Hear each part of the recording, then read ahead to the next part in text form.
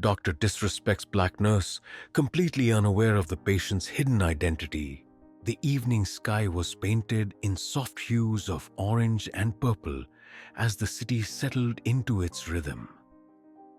Angela Parker stood outside the hospital doors, gripping her bag tightly. Her breath was steady, but her heart raced with anticipation. St. Mary's General Hospital was known for its prestige, a symbol of excellence in healthcare. Yet behind its pristine facade lay stories untold. For Angela, this wasn't just another hospital. It was an opportunity, a chance to prove herself, to build a career, and to honor the sacrifices her family had made to get her here. The air inside was sharp with the familiar scent of antiseptic. The polished floors reflected the bright fluorescent lights overhead. But the atmosphere was colder than she expected. Angela moved purposefully toward the nurse's station, eager to make a good impression. The small group of nurses looked up as she approached. For a moment, the hum of quiet conversations faltered. A blonde nurse with a clipped tone greeted her and pointed toward the head nurse's office, her smile thin and distant. Angela knocked gently before stepping into the office. The head nurse, a stern woman in her 50s, glanced up briefly from her desk. Her gaze lingered on Angela, assessing her as if deciding whether she was worthy of the role. "You'll find things move quickly here," she said briskly, not bothering with introductions. "I expect you to adapt."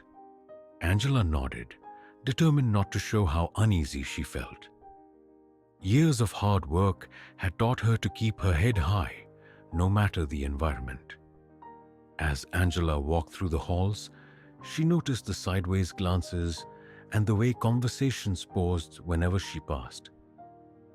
It was subtle, but unmistakable, a wall of distance that made her feel like an intruder. She busied herself with tasks, forcing herself to smile and interact despite the cold responses. The patients became her refuge. Their needs were clear, their gratitude unfiltered. But even here, in moments of vulnerability, there were reminders of what she faced.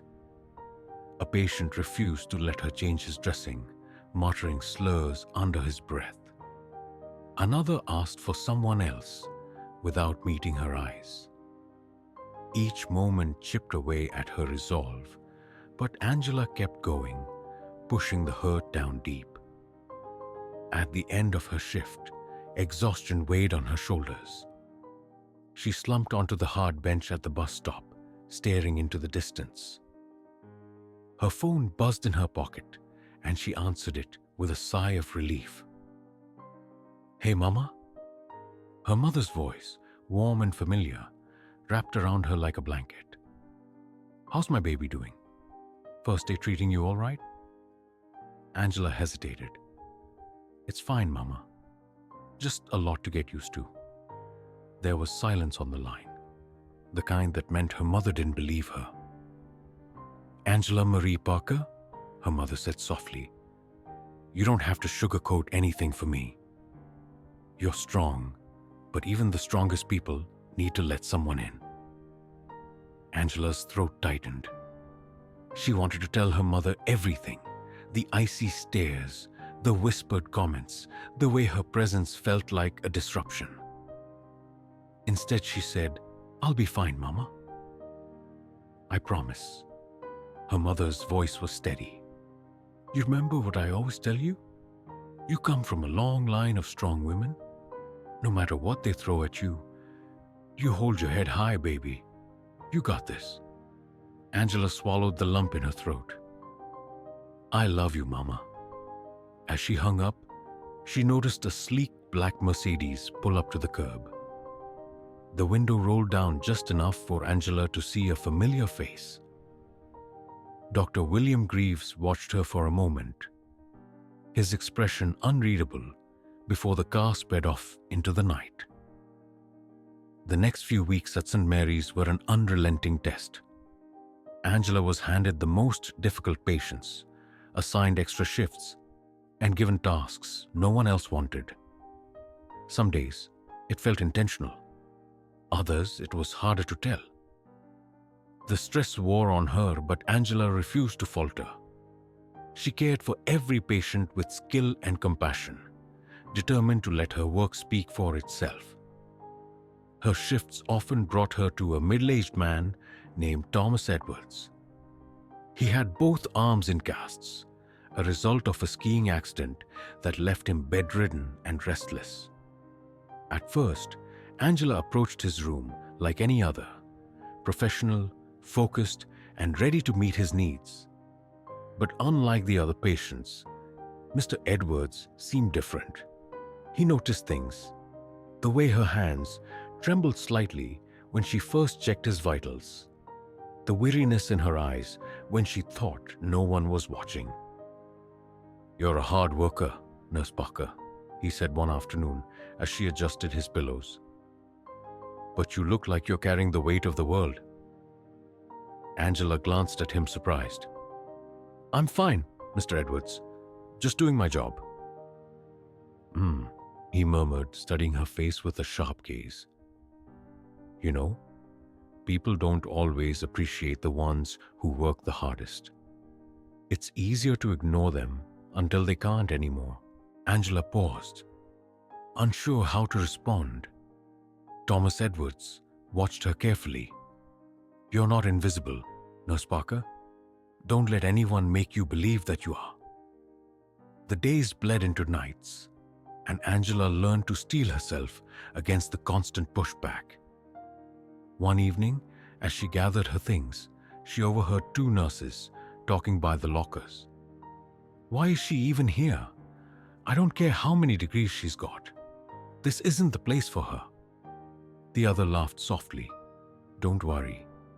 She'll slip up sooner or later. They always do." Angela froze, anger and humiliation twisting in her chest.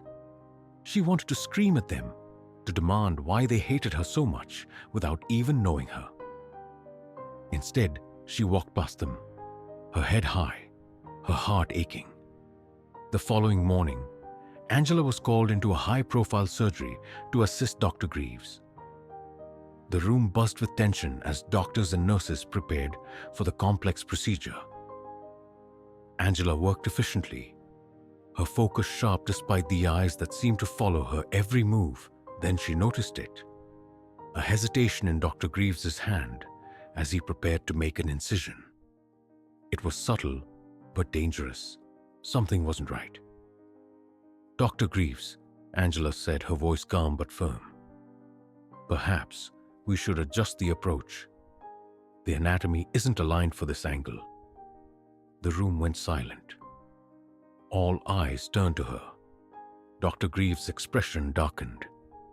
"Are you questioning me, Nurse Parker?"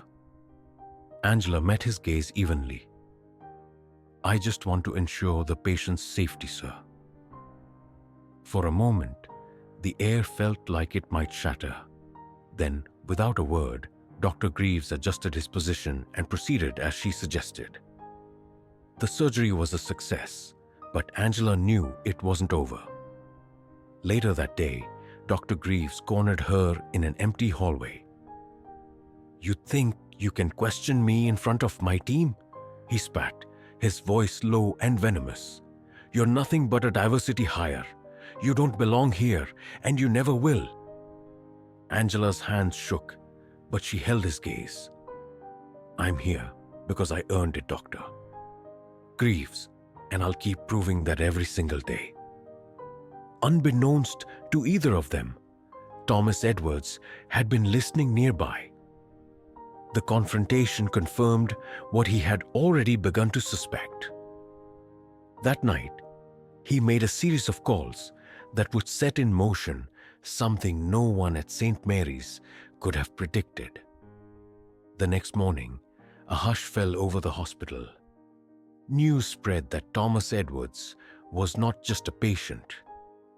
He was the CEO of one of the largest healthcare networks in the country, and his stay at St. Mary's had been far from incidental. Meetings were called, administrators were summoned, and whispers of investigations filled the air. Angela watched it all unfold in quiet disbelief. When she entered Mr. Edwards' room that afternoon, he greeted her with a knowing smile. "Good afternoon, Nurse Parker. I thought you should know that changes are coming to this hospital. You've endured more than anyone ever should, and it's time for accountability." Angela's voice trembled. "Why are you doing this?" Mr. Edwards looked at her with quiet intensity. "Because I've seen firsthand the strength it takes to stand alone. You've been carrying this hospital on your back while others tear you down, and it's time they saw what you're really worth." In the weeks that followed, St. Mary's General Hospital was forced to confront its failures. Dr. Greaves was dismissed after an investigation revealed patterns of discrimination. Diversity and inclusion initiatives were implemented, and Angela was asked to help lead the changes. The colleagues who once ignored her now sought her guidance. Some offered apologies, others struggled with their pride. But Angela met them all with grace. One evening, as she left the hospital, Thomas Edwards was waiting by the entrance, his arm finally free of its cast. "You've done well, Angela," he said, his voice warm. "But this is just the beginning." Angela smiled softly, the weight on her shoulders finally beginning to lift. "I know, Mr. Edwards, and I'm ready." As she walked into the fading sunlight, Angela thought of her mother's words. The strength of generations lived in her, and now, for the first time, she could see it for herself. Change was never easy, but it was worth fighting for. And Angela Parker would keep fighting, one day at a time.